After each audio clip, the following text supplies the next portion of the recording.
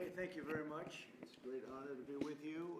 I just want to start by saying we had a meeting yesterday on the Department of Education, which is being moved. We're going to educate the children in their states where they can get a proper education, the numbers, and we're confident that it massively overpowers the capabilities of any other nation. There's no other nation. We know every other plane.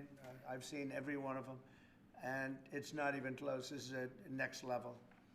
You know, it'll be known as the F-47. The generals picked a title, and it's a beautiful number, F-47. It's something the likes of which nobody has seen before in terms of all of the attributes of a fighter jet. There's never been anything even close to it, from speed to maneuverability to what it can have to payload. Our allies are calling constantly. They want to buy them also, and certain allies will be selling them, perhaps toned down versions.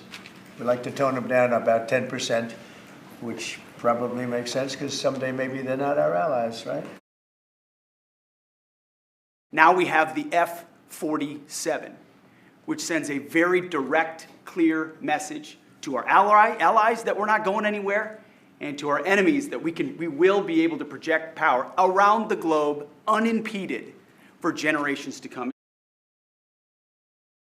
Those two elements will be taken out of the Department of Education, and then all we have to do is get the students to get guidance from the people that love them and cherish them, including their parents, by the way, who will be totally involved in their education, along with the boards and the governors and the states. And it's going to be a great situation. I guarantee that in a few years from now, I hope I'm going to be around to see it, but I think we're going to see a lot of it. I think that you're going to have tremendous results.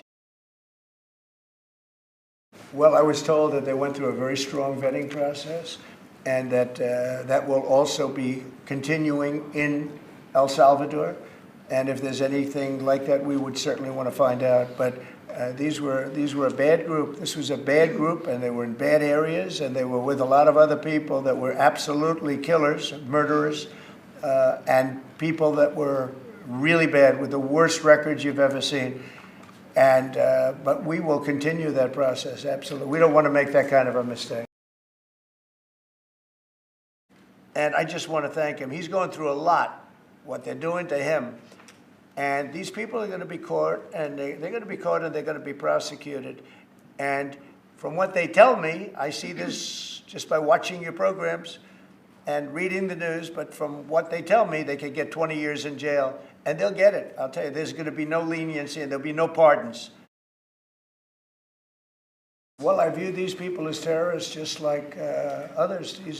When I looked at those showrooms burning and those cars, not one or two, like 7, 8, 10 burning, exploding all over the place, these are terrorists. You didn't have that on January 6th, I can tell you.